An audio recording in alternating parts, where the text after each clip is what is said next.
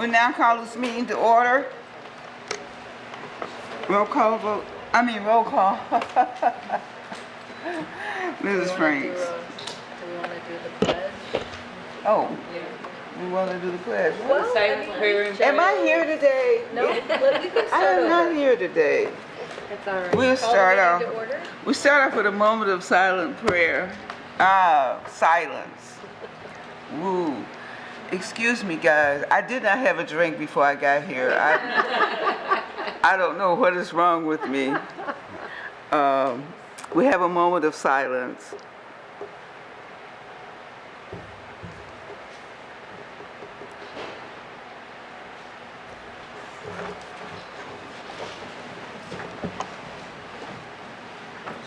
I pledge allegiance to the flag of the United States of America and to the republic for which it stands, one nation, under God, indivisible, with liberty and justice for all.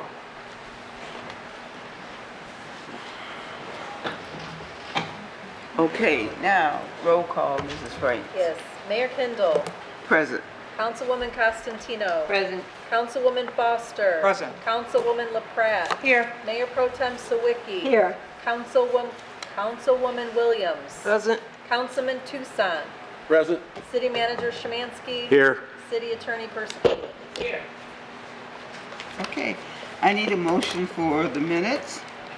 Madam Mayor, Yes. I'll offer the motion to accept, receive, and file the minutes of the City Council meeting held July 13th, 2026, and to receive and file the minutes of the Board of Review meeting held July 22nd, 2026. Support.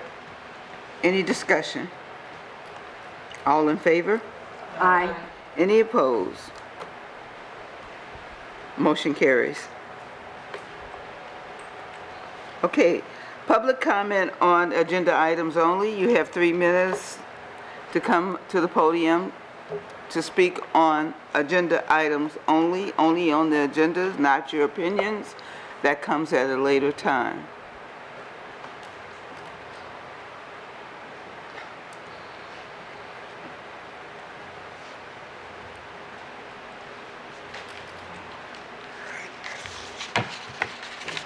Greg Vargo, Woodland Street. I'd like to speak to agenda item new business 3, the Public Safety Department renovations. Okay, typically in most municipalities, projects such as the Public Safety Department renovation with a proposed cost figure of $96,297.18 would trigger formal advertising and competitive bidding. It would require specifications, which there aren't any, uniquely drafted for the renovation scope to avoid vendor conflicts of interests. There would have been a public notice advertised via local newspaper and specialized construction media, along with a public bid opening. However, this project has been undertaken by the Public Safety Department internally and appears to be supervised by staff members without a specialized training of a professional architect or engineer. This in itself can lead to key risks for the city. Budget overruns, hidden project items missed, schedule delays, lack of professional planning can lead to missed deadlines, poor quality control, ineffective monitoring with skill sets to identify substandard work that will require costly repairs down the road. With that being said, the proposed public safety renovation project being asked for approval today will already be seeking, per the agenda, an additional funding of a minimum of $2,500 for ductwork for the drop ceiling. So it wasn't even complete what was proposed today. And there starts the scope creep. And you've heard that from me before, what scope creep is, that jobs go out of control. Okay, nowhere that I noticed in there are there the general requirements of a job. The general requirements are waste removal, dumpsters. What, is he going to put it in a general fund? That's part of the project. Temporary storage. They're operating in this building, tearing ceilings down. They got to move equipment. They got to put it someplace. There's going to be maybe pods like there were for the library and things like that. Those are costs. Those are associated to that project.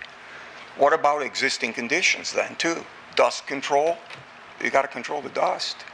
Someone's got to do it. You got to pay somebody to do that. And I see nothing on those bids about demolition. Who's doing all the demo? Well, my suggestion then would be to hold off approval of this project, not saying stop it, approval until all known and hidden costs of this project are visited with a final anticipated cost being presented to the council. So they're not coming back or just paying for things under the 5,000 limit. Thank you. All right, thank you. Is there anyone else that has any comments regarding the agenda item? Seeing none, we'll move on to, I need a consent of the agenda, a resolution. Somebody here tonight that wants Oh, to do that's the right, we got the presentation. Yep, let's do presentations. the I'm sorry. I told you, I must have had a drink and I didn't even know it. I have the presentation today. We have two. One from the auditor and one from Detroit Mental Health. Thank you.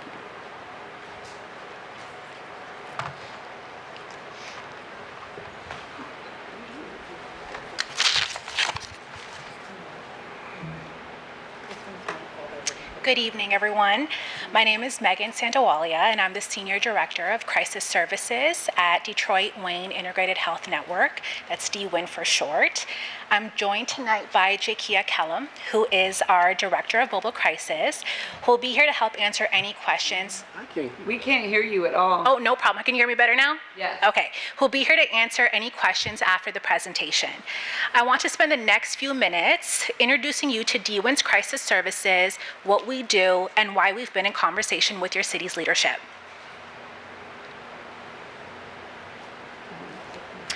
DWIN is the public mental health authority for Wayne County, and that includes Harper Woods. We recently sat down with Mayor Kendall, City Manager Szymanski, Deputy City Manager Kavanaugh, and Chief Hammerly. Tonight, we want to introduce ourselves, walk you through what we do, and share why the department reached out to us.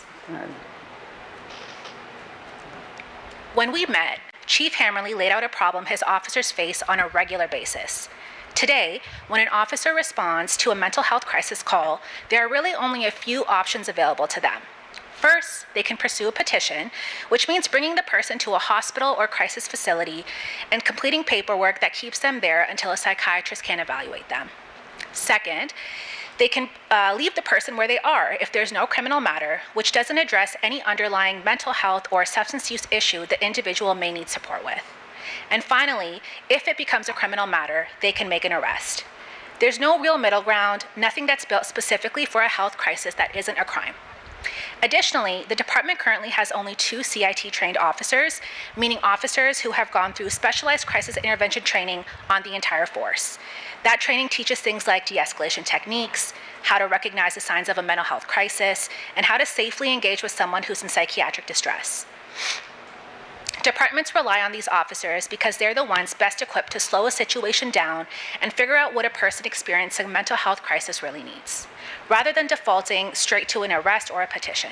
But 2 officers can't cover 4 shifts. So whether a CIT-trained officer is even available when a call comes in often comes down to timing and not the actual need. That gap is really the reason DWIN's crisis services exist. Everything we do comes back to a few core beliefs. First, a mental health crisis is a health event, not a crime, and it deserves a clinical response, not a legal one. Second, people do better when they're stabilized where they already are in their community rather than being routed through an emergency room or a jail cell. And third, crisis response should give people real options, not just the 3 that the current system allows. In practice, this means mobile crisis teams. Each team is made up of 2 people, a licensed clinician and a peer support specialist, which is someone who has their own lived experience in mental health or substance use recovery. Teams are dispatched through a crisis line that runs 24 hours a day, every day of the year. The call can come from the individual themselves, a family member, a school, clergy, law enforcement, really anyone. There are very few barriers to access. We serve all ages. We don't require insurance. We don't require ID or proof of residency. People call mobile crisis for a range of reasons. Someone might be in the middle of a mental health crisis or overwhelming emotional distress. A family member might be showing signs that they can't function safely on their own right now. There could be a risk of harm to themselves or someone else, even if it's unintentional.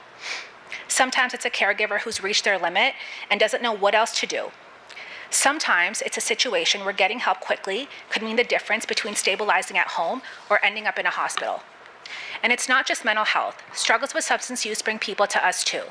The common thread here is, if someone is in a crisis and it's not a medical emergency and there's no active violence involved, mobile crisis is built exactly for that moment. Before we get into what a partnership with Mobile Crisis could look like, it's worth knowing that Harper Woods residents can already reach the full range of DWIN's crisis services today. The Crisis Hub at 844-462-7474 connects anyone in Wayne County to Mobile Crisis 24/7, no insurance required. The Access Center at 800-241-4949 handles substance use screening and mental health intake. The 707 Crisis Care Center offers walk-in stabilization for up to 72 hours, and the Behavioral Health Urgent Care is a 24/7 walk-in option for anyone 5 and older for mental health needs that don't require more intensive services. All of this is available right now to every resident of Harper Woods. If Harper Woods wants to formalize a partnership with Mobile Crisis, there isn't just one way to do this. There are a few models to consider.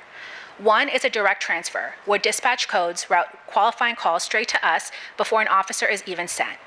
Another is what we'd call secure then request, where an officer stabilizes the scene first and then requests a mobile crisis team. A third option is a soft transfer, where 911 connects the caller to us in a safe holding conversation while officers are already on their way. We don't want this to just sound good. We want to show you that it works. The Detroit Police Department has set up a system with us where 2 types of calls, mental health nonviolent calls and suicide not in progress calls, get routed directly to DWIN's crisis line instead of going through police dispatch. Since August of last year, that's resulted in over 1,500 calls transferred directly to us. Only about 8% of those needed to escalate back to 911. And across our mobile crisis work more broadly, over 80% of mobile crisis contacts are diverted away from emergency departments and jail. That's what DWIN Crisis Services are, in short, who we are, what we believe, and what we've seen work. Thank you for your time tonight, and Jakia and I are happy to answer any questions. Do you have a brochure or something? Yeah, we've sent it over already, yeah. Yeah, we will have it. Madam Mayor. Just a moment, please. Okay. All right. Who's first? All right. I'll start with you, Regina. Thank you. Hi. I heard you mention that you support Detroit.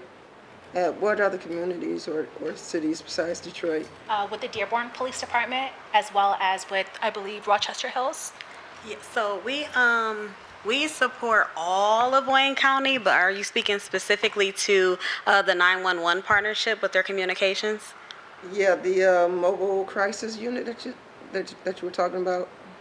Oh yes, we serve all of Wayne County. Our mobile crisis team serves the entire Wayne County community. Jerry. You said that we only have 2 officers that are CIT trained. Are we in the process of training more?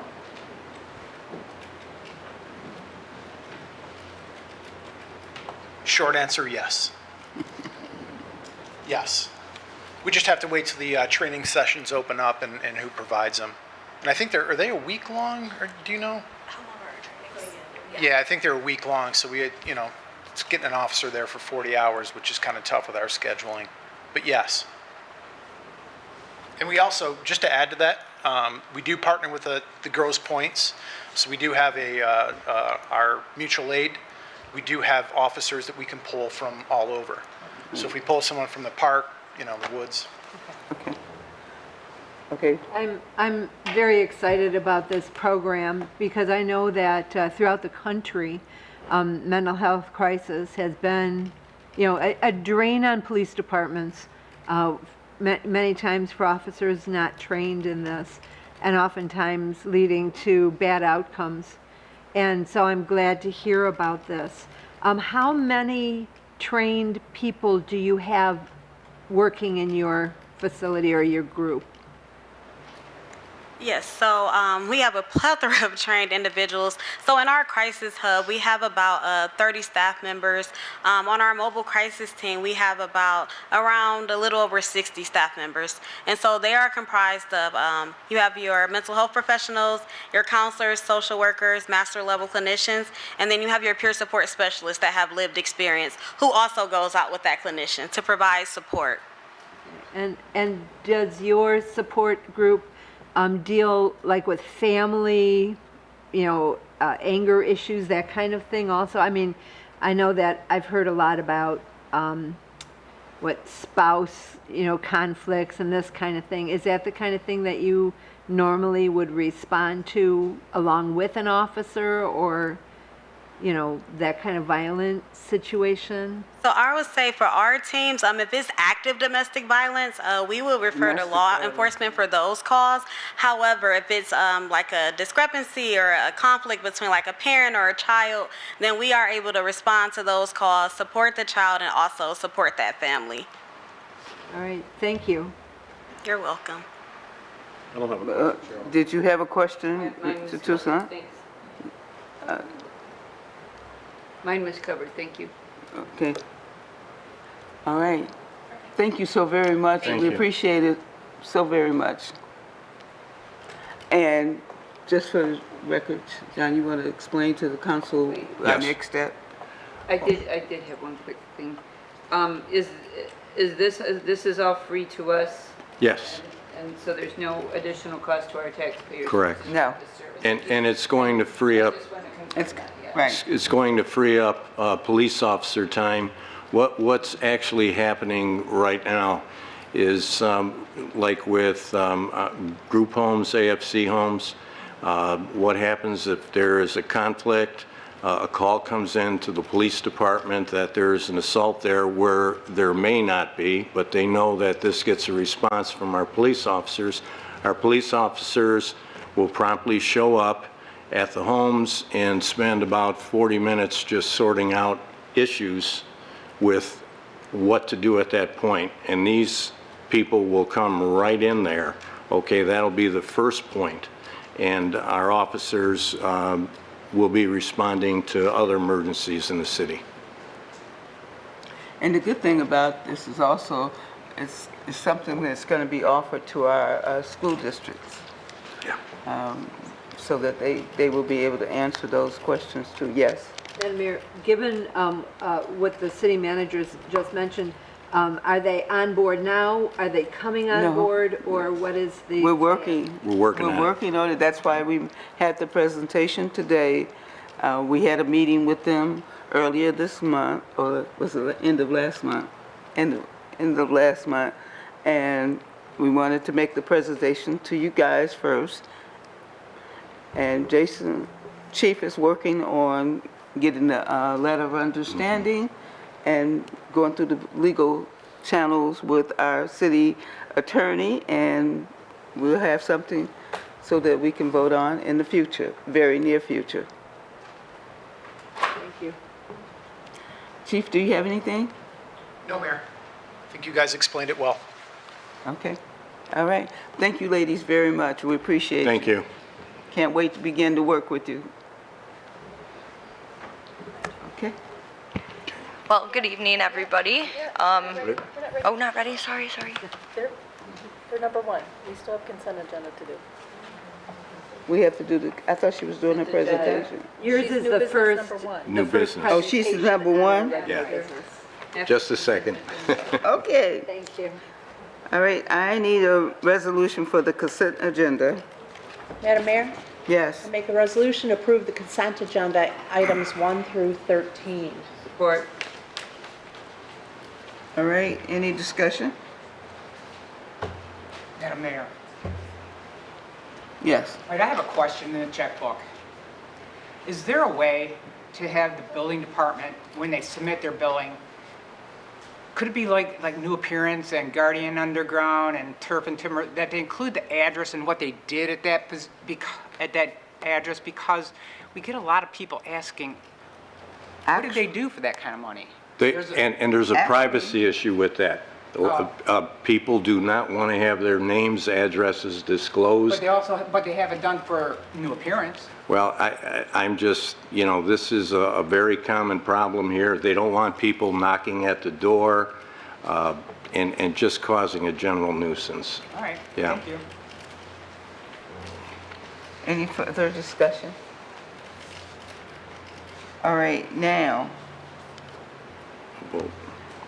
can I have a roll call vote, Mrs. Frank?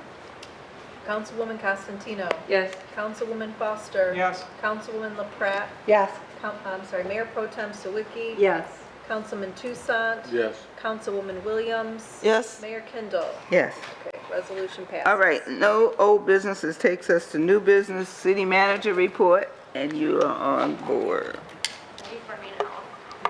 Okay, new business item number 1, 2025 audit presentation, mayor and council.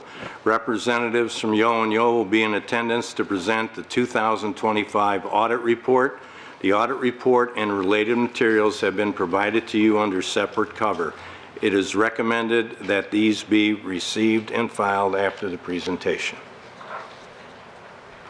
All right, well, good evening. I jumped the gun a little bit there. I'm just happy to be here to present the audit results for 2025. My name's Christina Lavielle, and I am the manager that was on the job, so I worked very closely with Maria and John to get this done. Okay, so the audit opinion is really the crux of the report. So your responsibility as management is to maintain that internal control and the preparation and presentation of your financials. We as auditors go in, review that, and give an opinion to make sure that it's materially correct. You'll see at the bottom there you received an unmodified opinion, which is what you want. It's a clean opinion, and that's the highest level of assurance that the city's financial statements are free of material misstatements. This next slide just shows a breakdown of what your general fund revenues were. You can see that the taxes were the largest part, and that's very consistent with prior year and many other municipalities. The next biggest part is the state grants, so that would include state shared revenues, which is based on the calculation that the state provides. And really there wasn't anything too major that changed from last year. Taxes have been healthy because of the millage rates, and taxable values have just been steadily going up. This next slide shows a breakdown of the general fund expenditures. So they're very consistent with the prior year. You can see that general government makes up about half, which is very common with cities and other municipalities. And then public safety being 40% is pretty much where you see the other half of the expenditures being. So really there was nothing too wild that happened this year compared to the prior year. And revenues and expenditures you'll see on the next slide were pretty consistent with each other. This is a plot graph of the last 5 years. So you'll see that the dots of revenue and expenditures are very close to each other. You'll see that spike in 2023 from when the city received that Protecting My Pension grant that put about $8 million into the MERS pension plan to get you over the funded status requirement that the state has. Here you'll see another trend bar graph that shows you the fund balance, and this is the total fund balance, so that includes unassigned, non-spendable, restricted, any commitments that you might have. So you can see it's been going up, very consistent with the increase in grant funding and those monies you've been able to get for various projects, so that's great. The water and sewer fund operations, you'll notice that the expenses look, that's the orange bar graph over the last 5 years, they look a little bit all over the place compared to the revenues being more steady. And the biggest reason for that is every year you have the valuations for GASB 68 and 75. So your net pension and the net OPEB, they're very large liabilities that actuaries perform calculations for.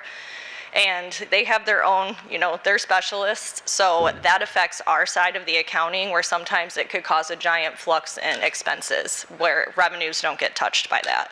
So really everything operationally is pretty much on the same page every year, and it's way closer than that. between your revenue and expenses. Okay, your pension funding status. So again, I said that you guys in 2023 received that Protecting My Pension grant. So that really bolstered your fiduciary net position, which is the blue bar graph on the side. So you're over the 60% underfunded status is what they call it if you're under 60% funded.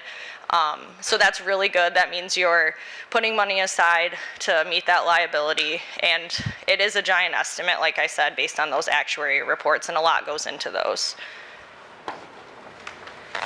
This is the other big liability, so the other post-employment benefits, so really everything other than retirement or pension. So you'll see that you're 0% funded in this, which I know it looks worse than the pension, but really you guys have been on a pay-as-you-go basis where you're only paying those premiums as they become due. And I'll say it's about half and half in municipalities. If you want to start a trust, which there's things that go with that, so the pay-as-you-go is easier.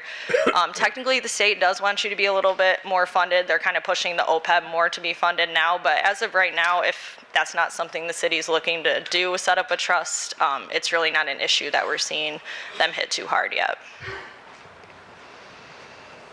Okay, the other parts of the audit, other than just the financials, we as auditors write a letter to management and the city council.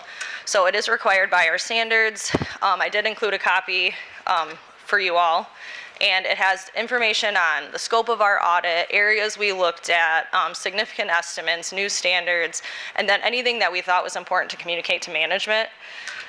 So there was one comment, and it was related to reporting unclaimed property, and that's really just older checks being on the bank statement that, you know, the state requires them to be escheated back to them in a certain amount of time. None of them were material. I mean, we're talking probably checks that were from $10 that somebody just never cashed. But there are some requirements on the state's website that walk you through how to get those off your books and turn them over to the state in accordance with that law. All right, and the final piece, since the city has been getting a lot of state and federal grants, you guys were over the threshold this year to have a single audit, which we actually audit a piece of your federal grants. The major program, which is determined by a formula set up by the feds, was the Drinking Water State Revolving Fund. So that was the big amount of money you received from EGLE for the water and sewer upgrades. There were a couple of findings, and I will preface this by saying this grant is very odd as far as grants go. There's a debt component, you're getting pieces of it forgiven. It's just very different than what traditional grant funding is like. So really the two issues we just had was there was a large audit adjustment just to get that debt on the books and the capital assets appropriate, and everything is fairly stated and correct in the financials, so everything was corrected.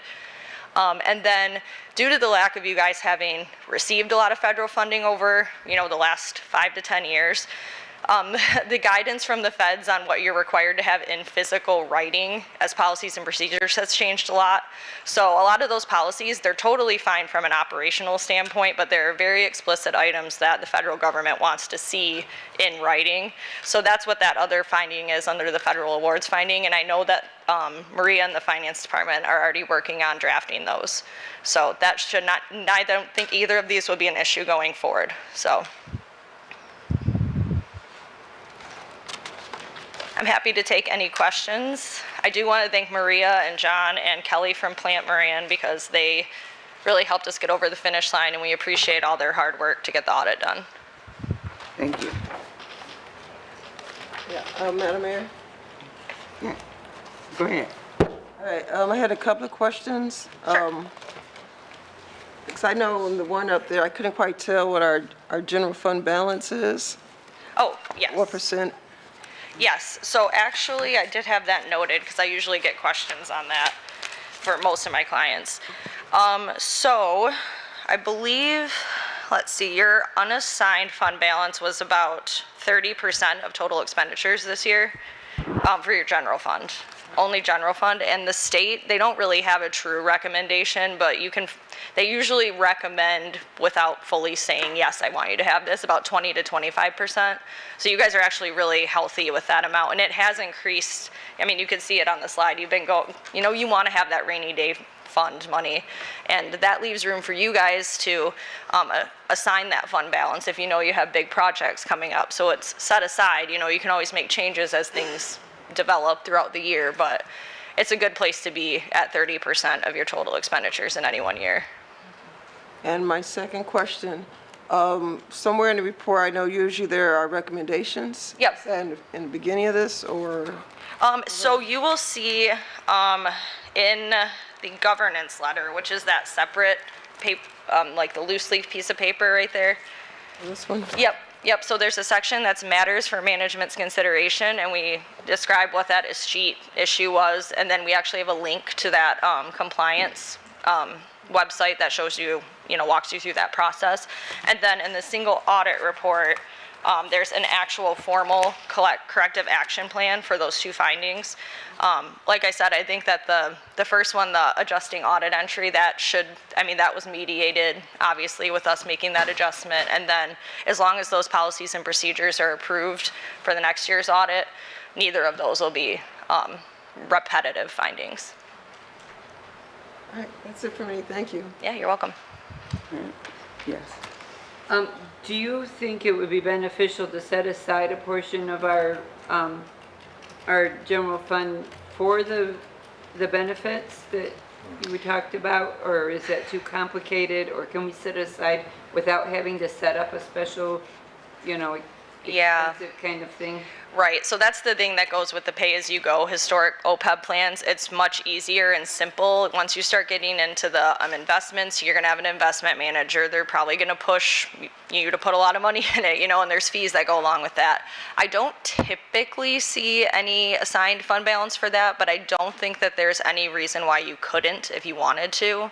I think that it would probably be worth it to look and see like what your premiums are looking like every year. And for right now, it's not exorbitant. Maybe you don't need to do it, but if you start getting a lot of retirements, and that's really where people start to set up that trust, is when they know they have several police officers or, long tenured employees that are coming up and going to be hitting that pretty hard.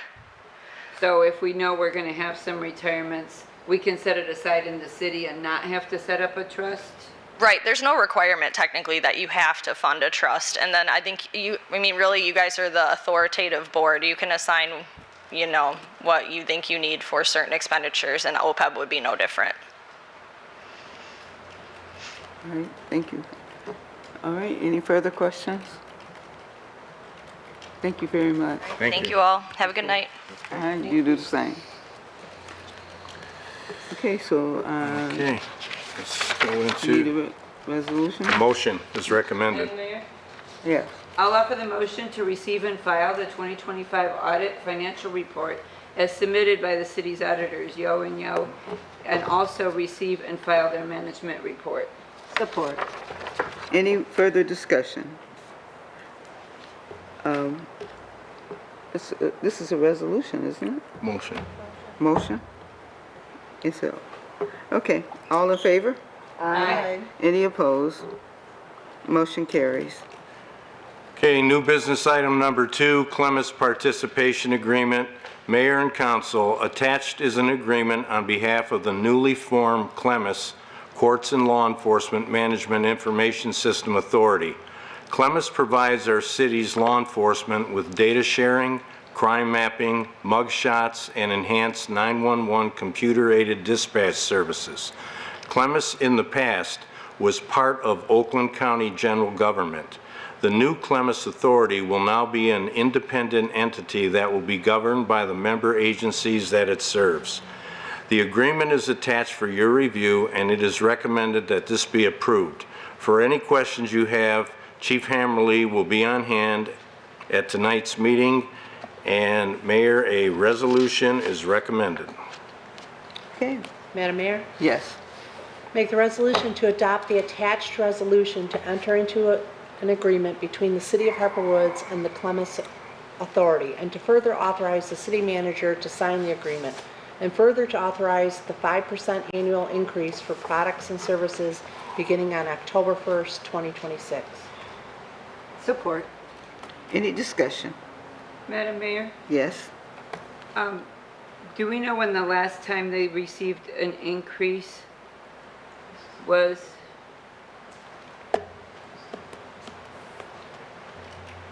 I am not aware of the last time that there was an increase, but the prices, since I took over as chief, have remained pretty steady. the quarterly payments. Okay. Any Sorry, I further don't have that questions? answer for you. Madam Mayor, Yes. who are we appointing to be on the body? No one as of yet. Well, just like with the old Clemis, they met with their members, their monthly meeting, I believe it was. But I don't know if there's going to be a board that's going to be set up that we're going to have any representation other than the meeting process. Yeah. Madam Mayor? Yes. Yeah, I just had a question about the 5% annual increase for products and services. Is that something that we were paying for before, or is that something that's going to be new? They invoiced us for costs, so they could have very well built that into the invoices. We paid them because we rely on the services. And now and it was part of Oakland County's general government, so I assume there was a lot of in-kind services that were provided that might have been a little costly, and that's why it's an authority now. And their hope by going private is to branch out. For what I understand, they want to get more. They service a large portion of southeastern Michigan, but their hope, from what I understand, is they want to branch out to Ohio, Indiana, and surrounding states, which will lower the cost at some point. That's their hope. Yes. Madam Mayor, I understand from the information that we were provided that our 1 year cost is close to $36,000. And then it'll be 5% on top of that every year. Is that 5% something that is fixed, or is that like an outside figure? In other words, could it be 3% some years, or is it always 5%? I think it's fixed for now until they do get those other states on board and more agencies on board to bring it down. But to answer your question, I don't know if that's gonna change from time to time. Hopefully it drops. Yeah. I see the value of Clemis, and I know that they seem to have a lot of different communities that are involved in Clemis. So I can imagine that it's a valuable service to you. But like other council members have said, 5% a year across the board just does seem a little, Well, I don't know that it says 5% a year. It's just a one-time 5% as of October of 2026. Okay, our action says 5% annual increase. So that would tell me every year we'd be paying 5% more. And that's I not can your- look into that, but that does not, I don't know. That doesn't sound correct. No, the way it was explained to me, it was a one-time 5% increase. Okay, thank you. Madam Mayor, I was concerned about the same thing. If we're getting 5% annual increase and inflation's only 3%, that would be taking our residents' money and, throwing it out to the wind. It would make me feel more comfortable if we removed the word annual from this statement. That would make me feel more comfortable. Again, I can get clarification on that. If the council's not comfortable with signing it right now, I can get clarification on that, but that does sound excessive when it says annually. Again, the way it was explained to me is one-time 5% annual increase, and that'll be our cost going forward. Madam Mayor, Yes. it seems like I've heard this 5% increase in some other ways, like with our some of our consultants and stuff. We have an annual increase of 5% in some other areas with Erickson or some of the other places. It might not hear this right. See, this is not the first time I've heard. Because to me, it's almost going to be like standard in some of these cases where these companies are just going to have an annual 5%. Am I wrong, John? Or? We had high inflation a few years ago, and like I said, our assessment rolls, we are able to levy an additional 5% tax rate, and it has gone down a little bit, but I will say one thing, that the cost of goods and services have gone up, and especially with computers and technology. So this doesn't seem excessive to me, and the fact that we have member communities joining us that if there are excessive costs, I'm sure those kind of voices are going to be heard, and we're really looking at a cost increase of maybe about $1,600 to $1,800 a year. So that's not excessive.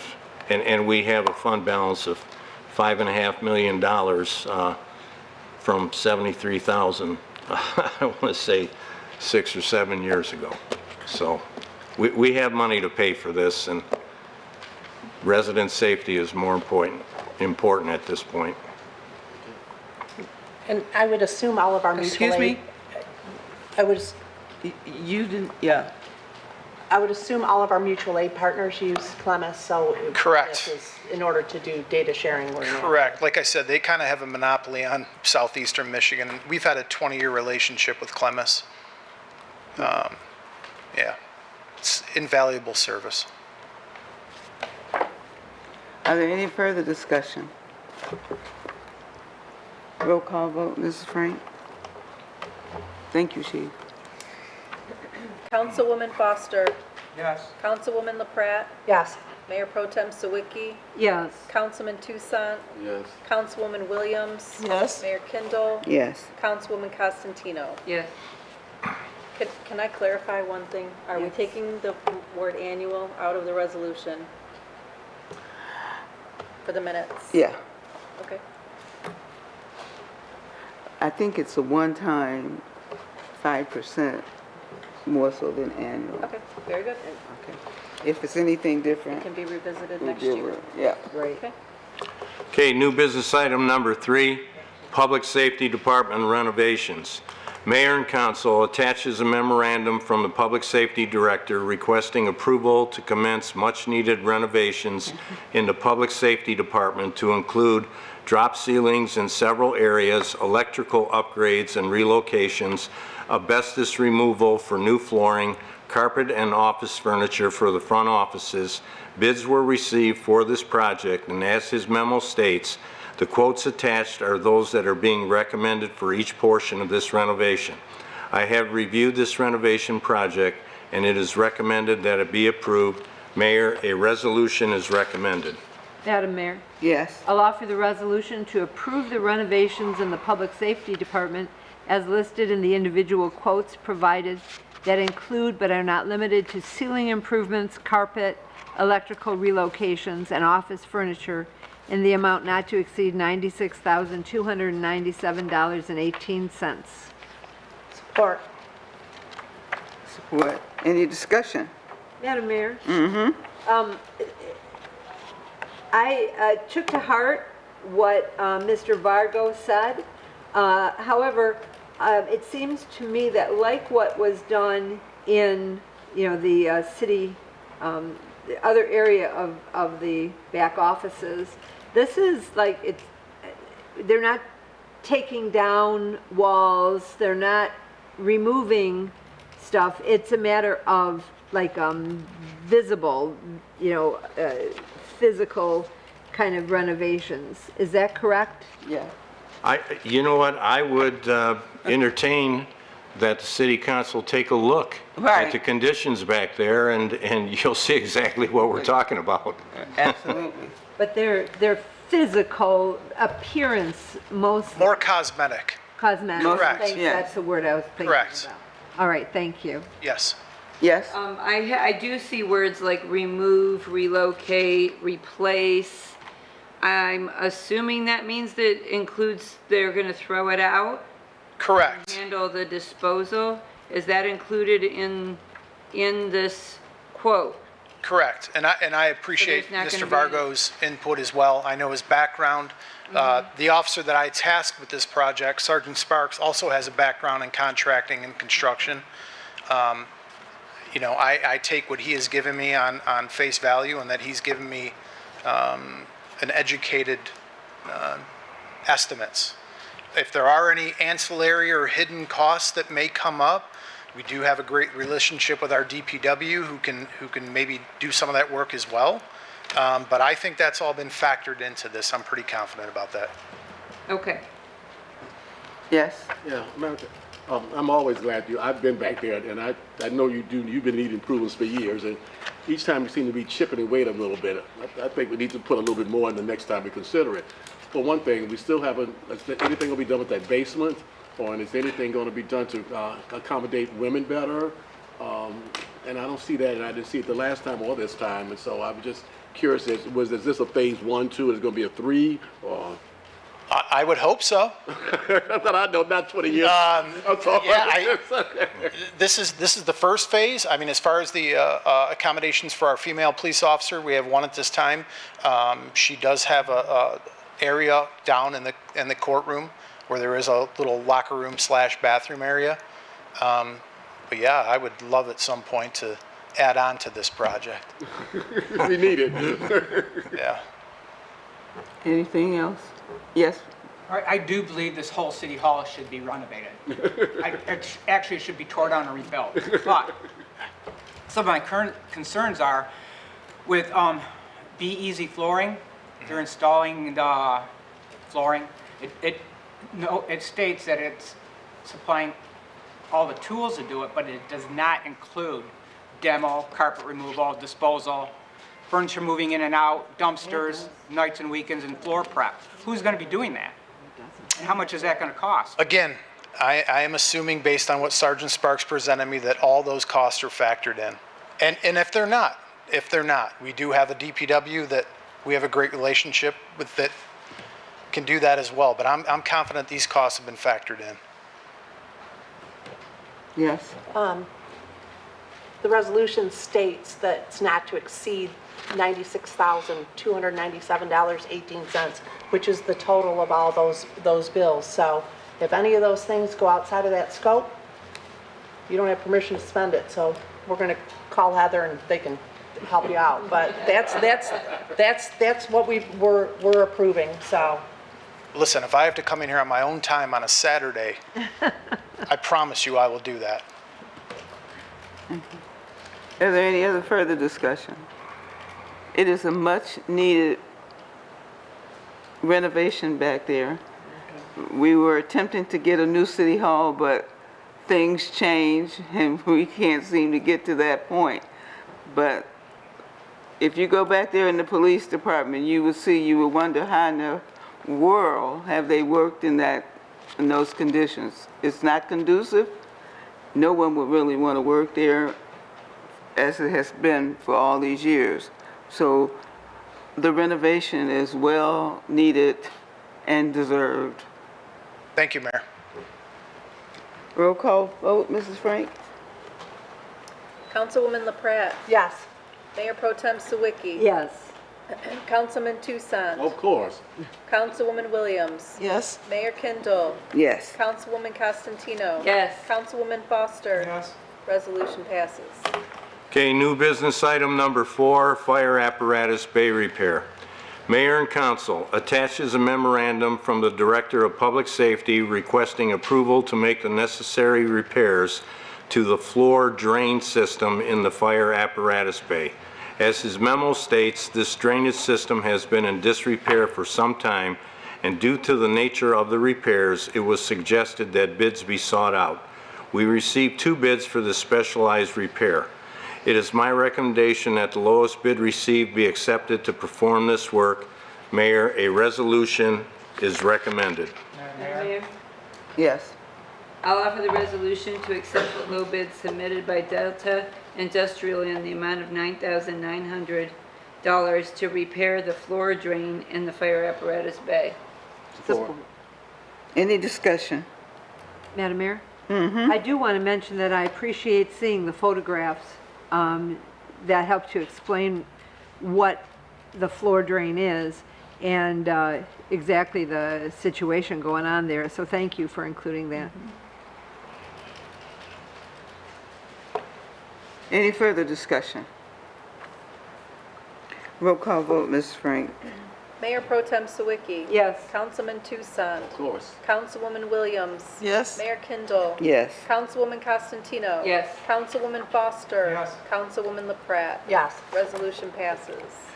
Okay, new business item number 5, progress payment number 1, 2026 pavement striping, excuse me, project number 180-396.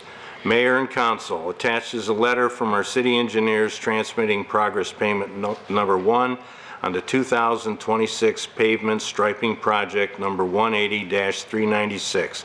It is recommended that this payment be approved. Madam A Mayor, resolution is recommended. Yes. I'll offer the resolution to approve payment to PK Contracting LLC in the amount of $13,037.89 for progress payment number 1 on the 2026 pavement striping project number 180-396. Support.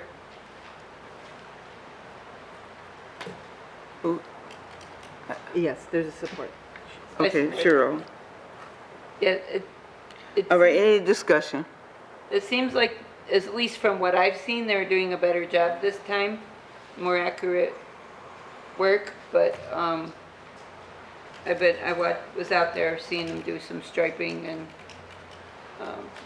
looked good, but Ms. Sawicki also notes these things. Yes, and which reminds me, Madam Mayor? Yes. I believe that all of us have commented at one point or another about the striping on Harper that needs to be reconfigured. But my understanding is that that's kind of on hold until the work that's being done along Harper is going to be completed. Is that correct? Yes. Yes. All right, thank you. Any further discussion? Roll call vote, Mrs. Franks? Councilman Toussaint. Yes. Councilwoman Williams. Yes? Mayor Kindle. Yes. Councilwoman Costantino. Yes. Councilwoman Foster. Yes. Councilwoman LaPrat. Yes. Mayor Pro Tem Sawicki. Yes. Resolution passes. Okay, new business item number 6, progress payment number 2, final 2025 sanitary sewer clean and CCTV investigation number 180-365. Mayor and council, attached is a letter from our city engineers transmitting progress payment number 2, final on the 2025 sanitary sewer cleaning and CCTV investigation project number 180-365. It is recommended that this payment be approved. Mayor, a resolution is recommended. Madam Mayor, Yes. by resolution to approve payment to Duke's Roof Control in the amount of $5,466.25 for progress payment number 2, final, on the 2025 sanitary sewer cleaning and CCTV investigation project number 180-365. Support. Any discussion? No, Roll call vote. It's nice to hear a final payment. It's nice to hear a final payment. We have so many progress people, number 1, number 2 here, number 3 here. Great to hear final. Yep. Roll call vote, Mrs. Franks? Councilwoman Williams. Yes. Mayor Kindle. Yes. Councilwoman Costantino. Yes. Councilwoman Foster. Councilwoman LaPrat. Yes. Mayor Pro Tem Sawicki. Yes. Councilman Toussaint. Yes. Resolution passes. Okay, new business item number 7, Simplified Business Solutions IT Services Agreement Amendment. Mayor and council, the city currently contracts with Simplified Business Solutions, SBS, for ongoing technology-related support. They have requested an amendment to the existing agreement to adjust their hourly service rate from $85 per hour to $125 per hour. As part of the amendment, they will also increase the monthly technical support hours from 4 to 8 at no additional charge. The city currently utilizes an average 20 hours of IT support per month. Based on the revised rate schedule and the increase in included monthly support hours, SBS estimates the city will realize an approximate $1,200 monthly savings compared to current billings. The increase are also to offset through the elimination and reduction of other technology expenses. We have been more than satisfied with their performance and ongoing enhancements. We have not had any fee increases from them since 2019. We remain confident that the services they provide will keep our technology environment safe and secure. I have reviewed and recommended and proposed, I have reviewed the proposed amendment and recommend approval. Mayor, a resolution is recommended. Madam Mayor, Yes. by resolution to approve the amendment to the Simplified Business Solutions Technology Agreement to include the fee structure increase and further to authorize the city manager to execute the amendment and sign any related documents necessary to implement its terms. Support. Any discussion?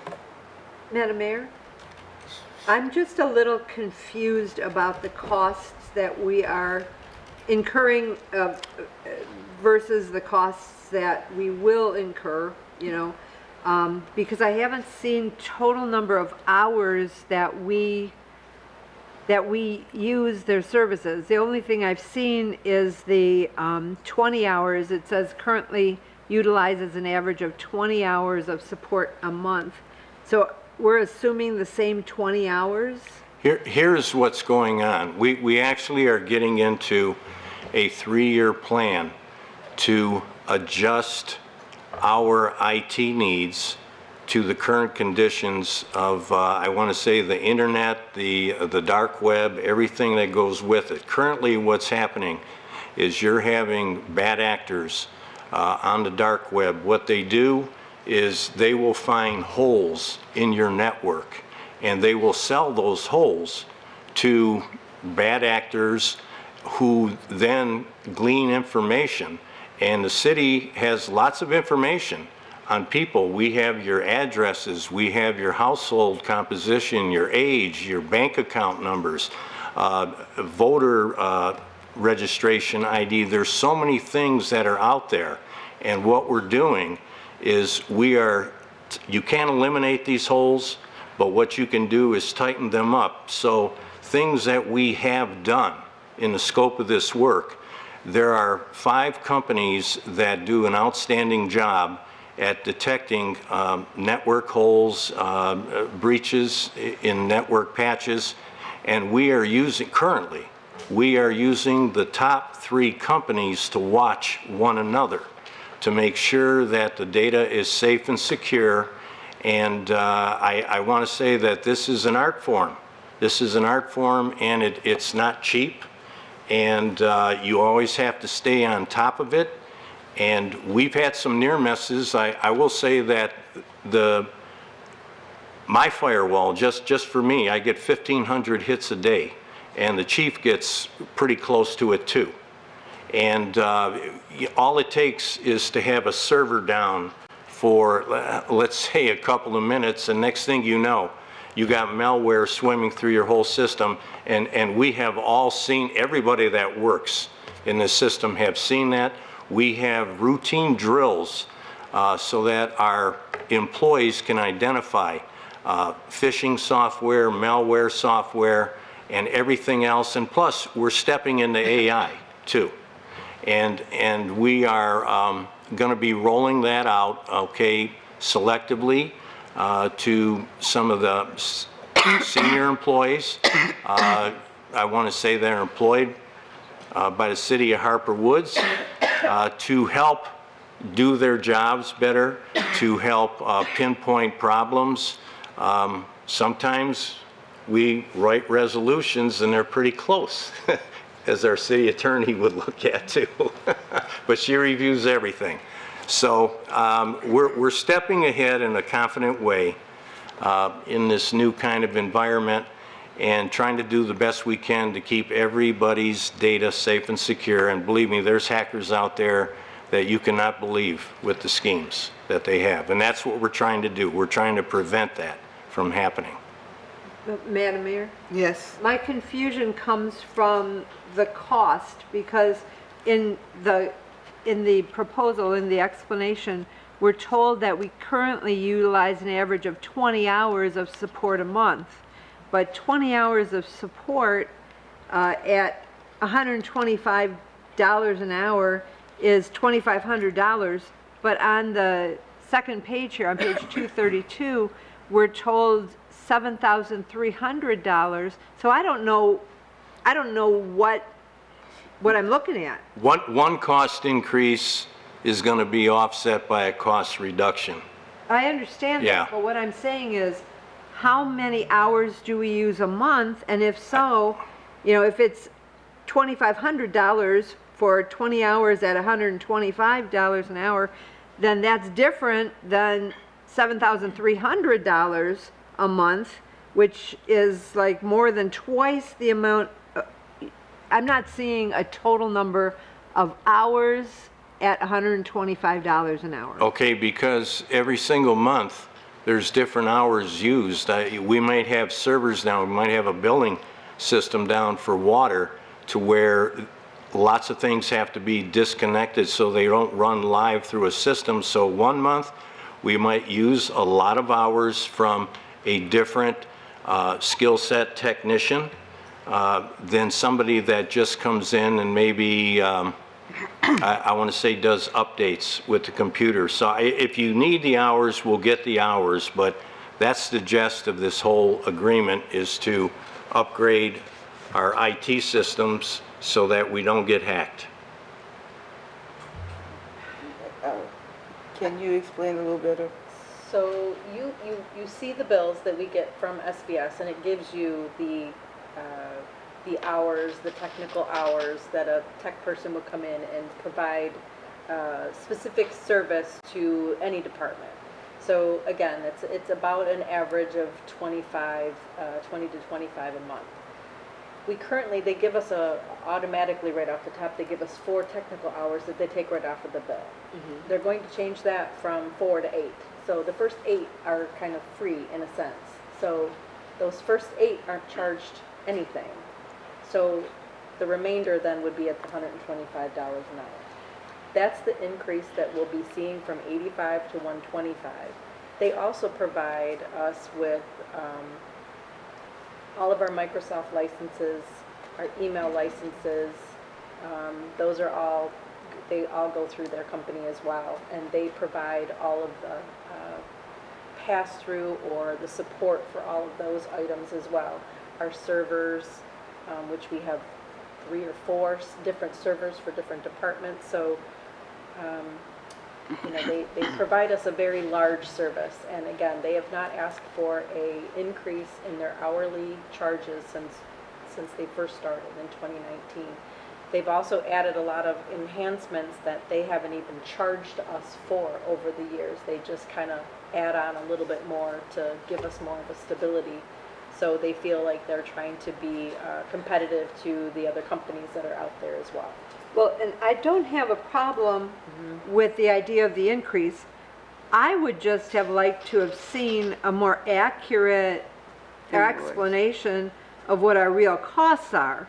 Because to say that we use 20 hours of service a month isn't really accurate when the estimated monthly cost that's shown on the second page of support is multiple times of that, So that's why I was confused about what I'm looking at. Well, and they do fluctuate significantly month to month. It depends if there's a large project that's going on in the police department, which we've had, or if we're rolling out several new laptops or computers, there's a lot more involved in that. So it can go up as high as 35 or down to 15. So that's a large fluctuation there in hourly costs. Thank you. Yes? Yeah, the math is not equaling out here. Right. Right. The math is not working out. We're going from $85 to $125 per month, or per hour. The extra $4 per month saves us $500 per month, but the increase is much more than that because we're only saving on 4 hours. Like, none of this is equaling at all. It's not making any sense. I don't know where they're getting these numbers from. What are the other costs that we're paying for? I mean, we see the bills, but we'd like to maybe have a full-on breakdown and see how this is going to save us money, because I don't see how it's going to save us money. It's just not possible. Okay, the Gross Points, their carrier, who's the carrier for the Gross Points? I can't think of their name. I think it's about $180 an hour. that they're paying, all of them. 180 an hour. Yeah. I think the issue perhaps is more or less, you know, not so much in what they're gonna do to save us per month, but are we going to be in agreement of the additional cost from 85 to 125 an hour, which is still significantly less than many counterparts around us pay per hour. Yeah, but what my confusion is, how come this is being presented as a savings rather than an increase, but yet we're offsetting by giving you 4 free hours, but at the same time, it's still an increase because we use more than 8 hours a month. If we're using 20 to 35 hours a month, it's going to be a huge increase. And I understand they haven't increased in a long time. That I do understand. And I'm not saying that they don't deserve an increase. But why is it being presented as a cost savings when it is nothing like that? I would like to see the real way that it should be presented. That it should be presented. This is how much you're paying for, you know, AI enablement, breach controls. This is what you're paying for the software access. This is what you're paying for these different things, or if it's included. But, you know, I want to see what the real cost is going to be. Maybe an example, if we use, you know, 15 hours a month, 20 hours a month, 25, 30, 35, what are our costs going to be? Because this, presenting it as a savings is weird.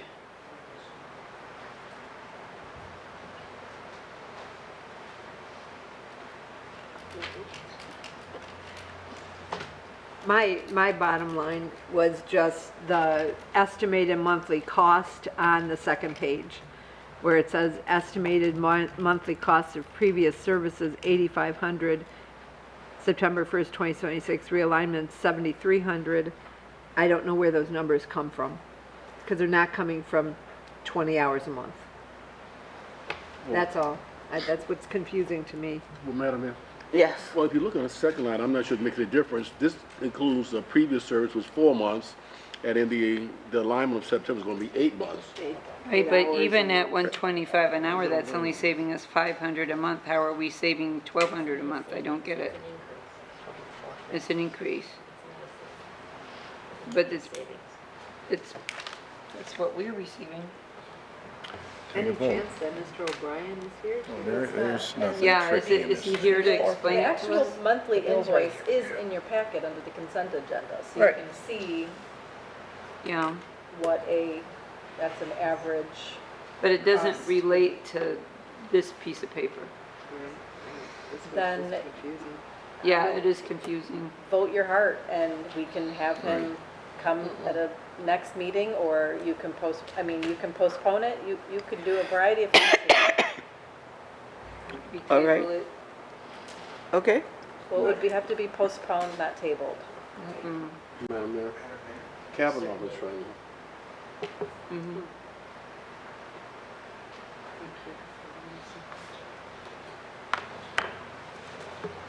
I don't know if this will clear up confusion.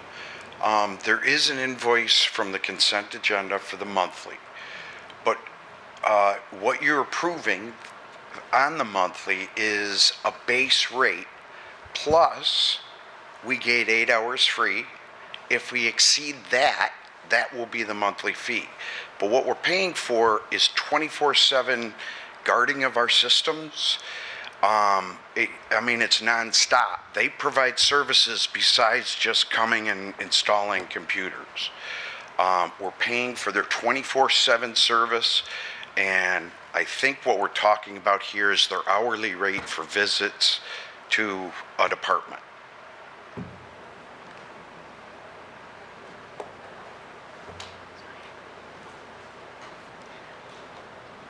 Is there any more discussion? So, this is on the table, so let's take a vote. We'll take a vote. Roll call vote, please. Mayor Kindle. Yes. Councilwoman Costantino. Not as presented. Councilwoman Foster. Yes. Councilwoman LaPrat. Yes. Mayor Pro Tem Sawicki. I appreciate their service, so yes. Councilman Toussaint. Yes. Councilwoman Williams. Yes. Okay, resolution passes. Okay, new business item number 8, Milk River Operation and Maintenance. Mayor and Council, attaches an invoice from Wayne County for operation and maintenance of the Milk River Drain for July to September 2026. This is in accordance with the budget amount set by the Drainage District. It is recommended that this payment be approved. Mayor, a resolution is recommended. Madam Mayor. A resolution approved payment to Wayne County in the amount of $348,951.50 for the operation and maintenance of the Milk River Drain for July to September 2026. Support. Discussion. Roll call vote, Mrs. Franks. Get it all out the way. Councilwoman Constantino. Yes. Councilwoman Foster. Yes. Councilwoman LaPrat. Yes. Mayor Pro Tem Sawicki. Yes. Councilman Toussaint. Yeah. Councilwoman Williams. Yes. Mayor Kindle. Yes. Resolution passes. Okay, and that concludes the city manager's reports. All right, call the audience. Line up. You have 3 minutes. State your name and speak to whatever your heart desires.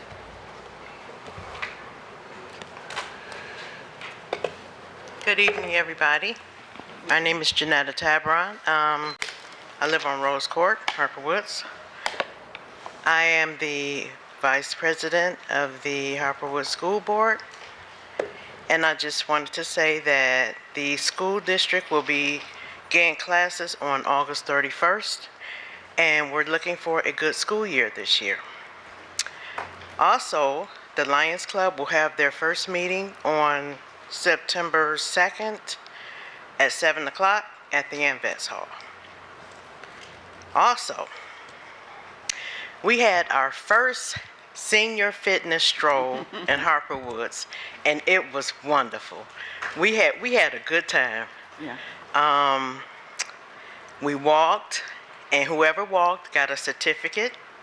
It didn't matter how many times they walked around, they got a certificate and a bracelet.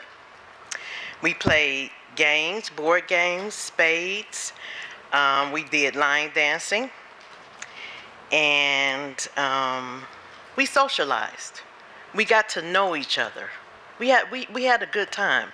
It was people there who had never, they was like, you live in Harper Woods? Yeah, I live down the street from you. You know, it was wonderful, and I'm looking forward to next year of having the next one. And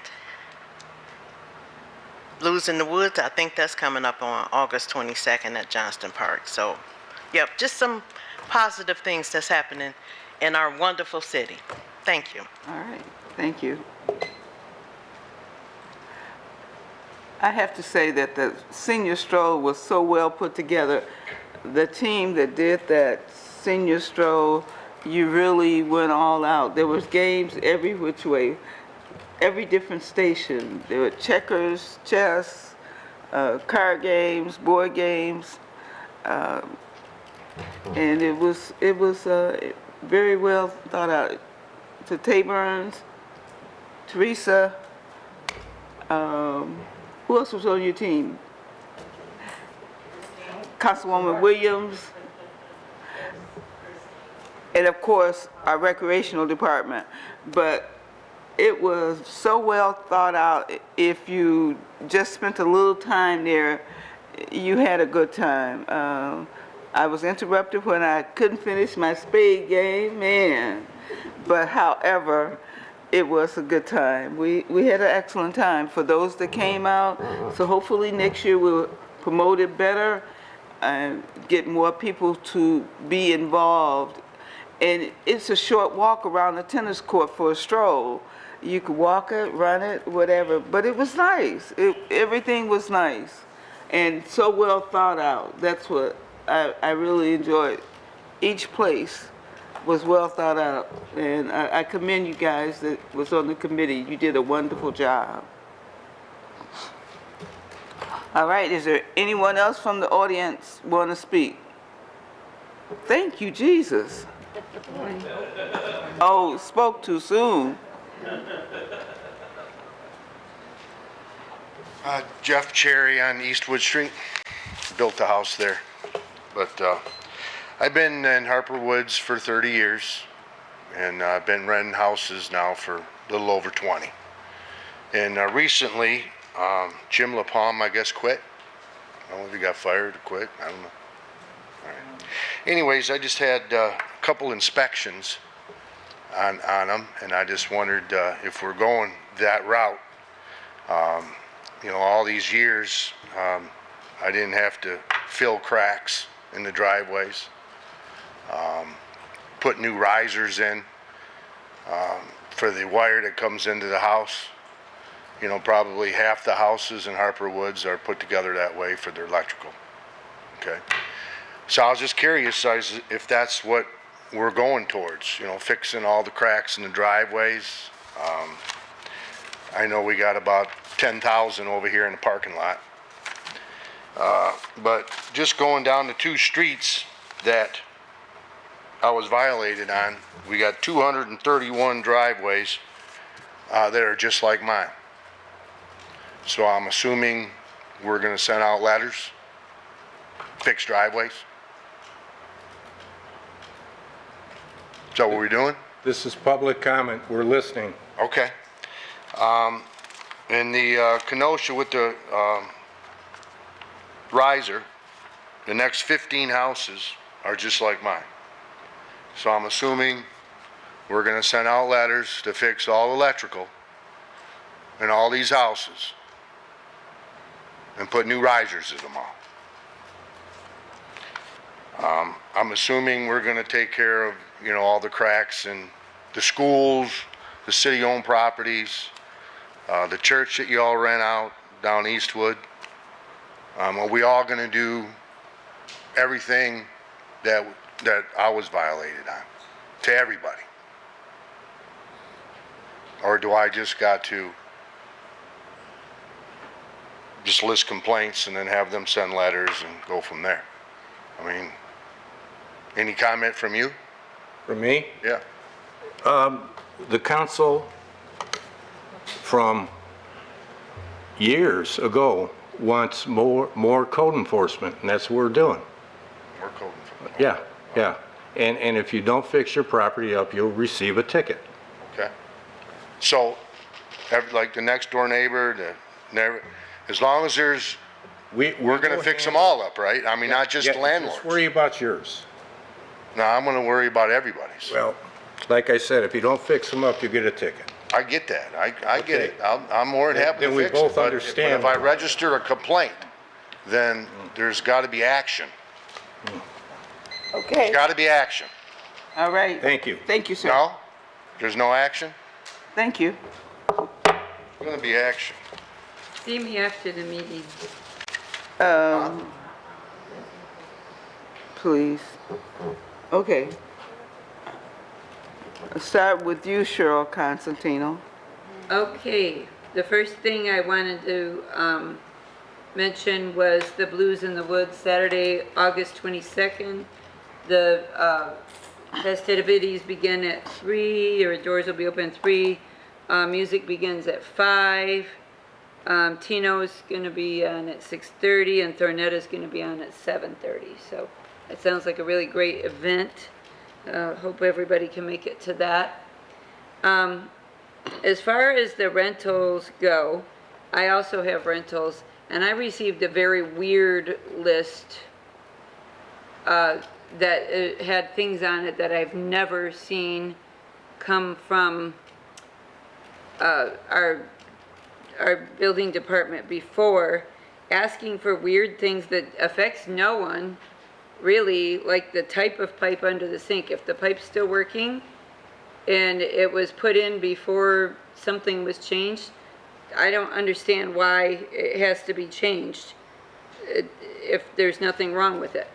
So whatever's happening down in that department, it's not what we created the the ordinance is for. It's something just like somebody has to feel like they're important, so they're noticing weird stuff. It's not really improving the city.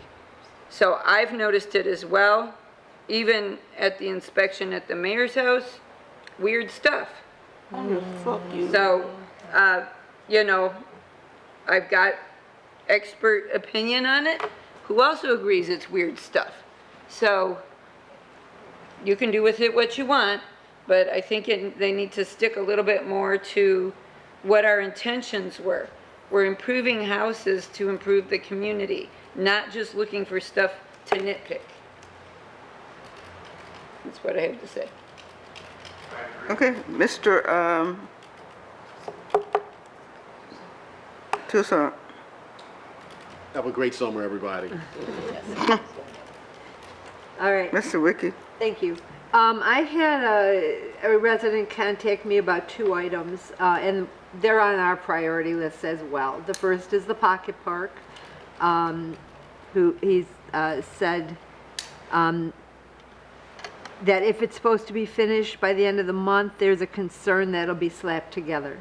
And so, you know, that's one thing that there was that concern. And then the other one complained about Salter Park being closed all summer and very little actually taking place on the dome construction, and felt that, you know, with the few parks that we have in Harper Woods, to have one gone for the entire summer with very little taking place, that the person was upset about that. And so the question becomes, what are we looking at in terms of completion dates for both of these major projects? Bill?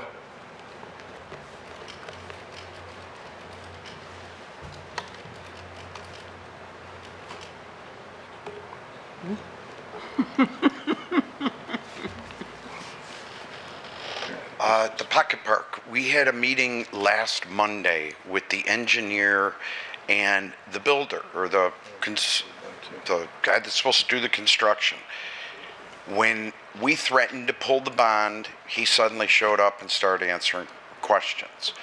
There was a group of about 5 of us out there, and we pushed him. He said it would be a month, maybe 6 weeks. I got him to say it would be open on Labor Day, and that is what we're pushing for. And on Salter Park and the Dome, it's the same push, because right now our development agreement with the state expires the August 17th.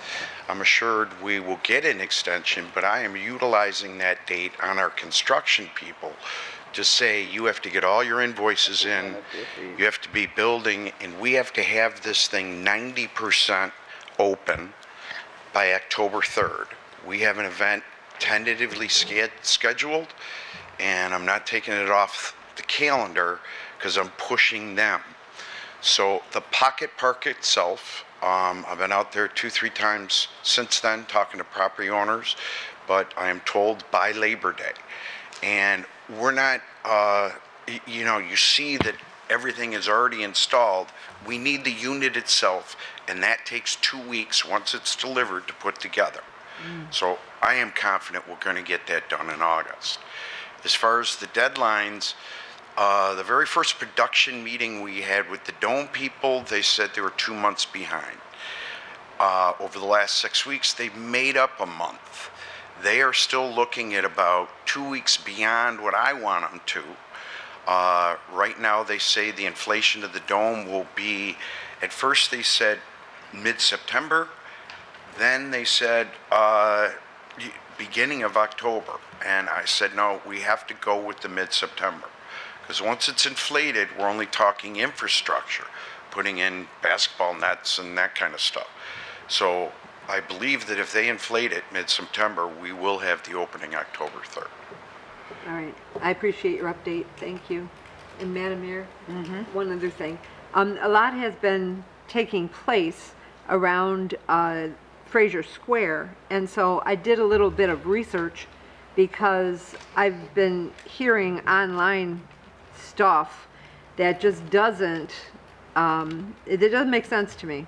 Why there's this uproar from one of the residents that lives across the street. It is not a HUD program, but it can provide assistance to people in the middle, they call it missing middle housing. Right. Average home prices in Ann Arbor, $550,000. Grosse Pointe Woods, $370,000 to $387,000. St. Clair Shores, $243,000 to $245,000. Roseville, closer to us, $160,000 to $175,000. And Harper Woods, average home prices, $152,000 to $160,000. That's fairly low compared to a lot of communities around us.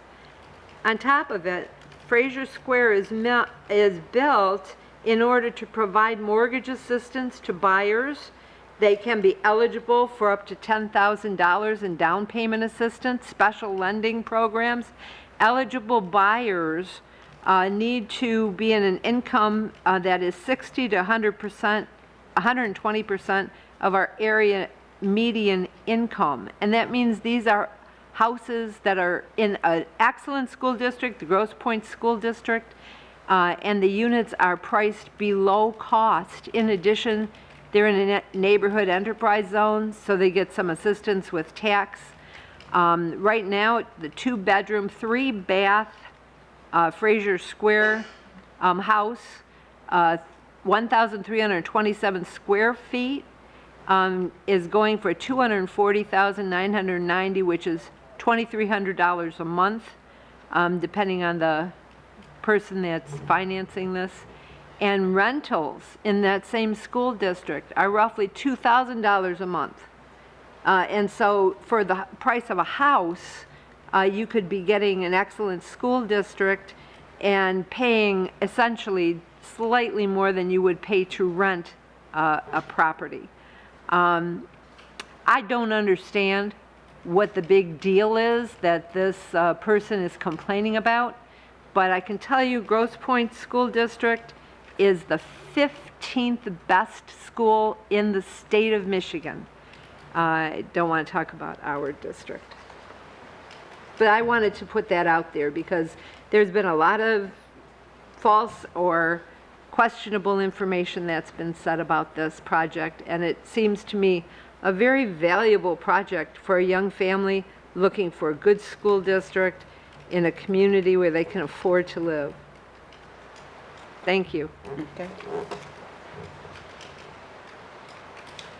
I want to give a thanks out to our clerk and deputy clerk on a well-run election last week, and all our election workers. City of Harper Woods voted 26% of all eligible voters came out and voted, which is not the best, not the worst, a little more than we've had in past primaries, but everything ran smoothly from what I saw. I didn't hear any complaints. So I know that it's a long 9 early days of voting plus 1 day of regular voting plus absentees, and it's a big thanks. There is a lot of work in it for it to all run smoothly, and I hope that we can get that number to double, triple for the November election. Good evening, everyone. I had a few things on my list. Just like Councilwoman Sawicki, I had looked up some information also about Fraser Square and about our property values here in Harper Woods, because many of us have heard the complaints from that particular resident, and we've heard the complaints from that resident. So I had looked up that according to Zillow and also according to Realtor.com. The average home in Harper Woods is about $159,000.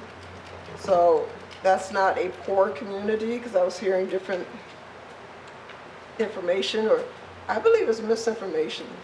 But Harper Woods is not a poor community. These homes are these homes are for homeowners. They're not rental homes.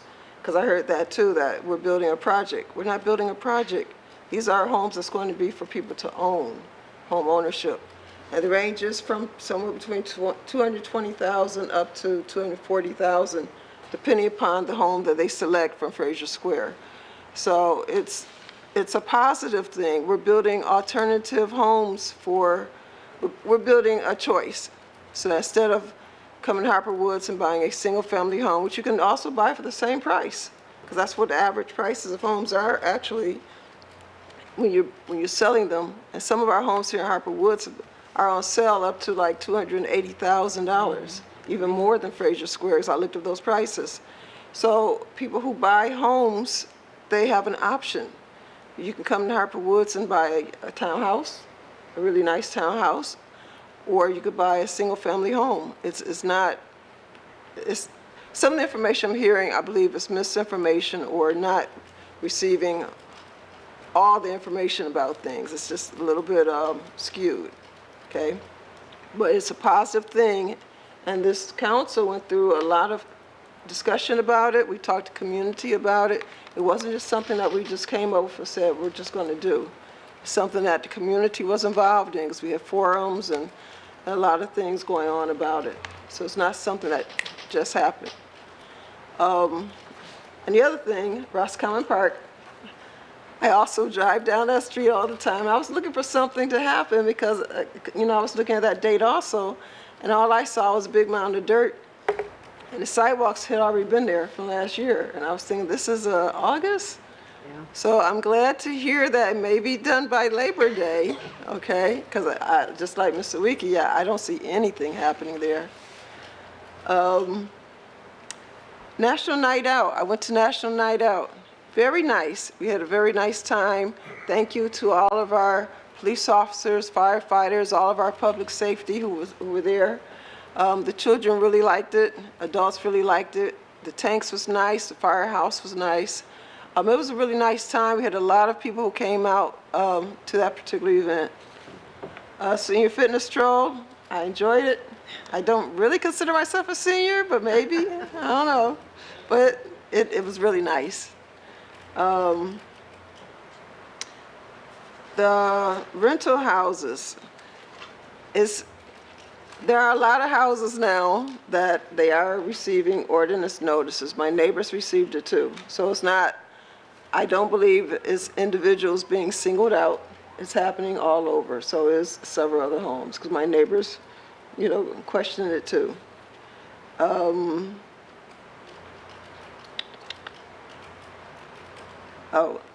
This summer, I had the opportunity to work at Northwestern High School in Detroit. They have an excellent program called Marvels in Medicine, and it's not just for Detroit students, it's for any students. There were some students there from Harper Woods, Grosse Pointe, Birmingham, all over the place. It was called Marvels in Medicine, so if you have a child who may be interested in a medical career, think about it for next summer. It is an excellent program. It's at Northwestern High School. This year, Adriana Evans was the person who put it all together. She was fantastic. Eric Gasson was the dean who was in charge of the program. It is a great program. It's for ninth graders, incoming ninth graders and incoming 10th graders. And it was excellent. Introduced them to medical careers. They took them to the hospital, firefighting, all kinds of stuff they had there. So just keep it in mind for next summer if you know young people who is interested in a medical career, because it's open to everyone. And it's funded by Henry Ford Hospital. They were the ones donating everything, and it was really great. And that is it for me. Hello. At the April 20th meeting, I brought up an article that I read about Grosse Pointe doing property inspections from the street. Since then, many residents have contacted me through messaging or visiting me at my house. And they have problems with the cars and brush blocking the sidewalks because they can't really walk their dog or walk around the block. They're sending me pictures. And they're about falling trees over garages, trash thrown in the front on a Friday, and trash day is Tuesday, and it should be in plastic bags. I get all of this because I have the same problems. I truly believe that we need a ordinance officer, one that residents can put a face and name to. So they see them going to the houses and writing these ordinances. So the police officers can control like they're supposed to be instead of trying to write ordinance of tickets. And the DPW can do the DPW stuff, and the building department can write violations, which they're supposed to be doing for rentals and everyone. The building inspector came to my house today because we're going to build add-on to our shed. And he inspected the property and he told us what we had to do. That's his job. He's not supposed to go up and down the street saying, oh, you got trash out here. So I truly believe we need a true ordinance officer. And you know, the budget's coming up, well, we should start thinking about that, having someone just going around part-time, because it's not really a full-time job. Anyway, this year's senior stroll was fun. I got to talk to a lot of people that I don't usually get to talk to, and I got to play games, and I'm looking forward to next year. I hope it's bigger and better. National Night Out, I got to wrap hot dogs all night. It was fun. I got to talk to all the kids and the police officers. Fraser Square, I went to the open house, and I went inside one of the units. They are very nice. And I'm excited for the people that are buying them because it's going to be a very nice house for someone. And the Laura Raines concert, it was a great concert. People were dancing and swaying in their chairs and singing along. Have a nice summer. I'll see you next month. All right. Well, my turn. Thank you, everybody, for the National Night Out. We had a ball, along with the senior stroll, and I'm looking forward to Thonetta Davis and Tino Grouse and others for the Blues Night Out, August the 22nd. So we're looking forward to it. The weather this year kind of put a damper on a few things and everything, but those concerts and things that we did have was very, very successful. And I have to give our hats off to Chris and her crew over there. She worked like a dog. no offense, but you know, running from between here and there, it was everything, and making sure that everything was in order. My hats off to you too for running the department, the recreation department so well. It's very well appreciated. And as I said, National Night Out to you officers. To you officers, we had a wonderful time. The entertainment was on point. I've gotten so many compliments for people regarding the entertainment. She was excellent. Everyone, majority of the people had a good time. I had no complaints, and the kids was very excited. Thank you to Taborns for the bikes. I mean, you all are Harper Woods' #1 cheerleaders, okay? And we thank you so much for that because you all are always there to help out in everything that we do to promote the best and the positivity of Harper Woods. And that's what we all need to be about the business of doing, is to be positive. Yes, we all have problems, but we all must work together to solve those problems. So with that, I say is, Mr. Toussaint, it's your turn. I make a motion that we adjourn. Support. All in favor? Aye. Any discussion? All in favor? Aye. Aye. Any opposed? You can stay here all you want to by yourself. Meeting adjourned.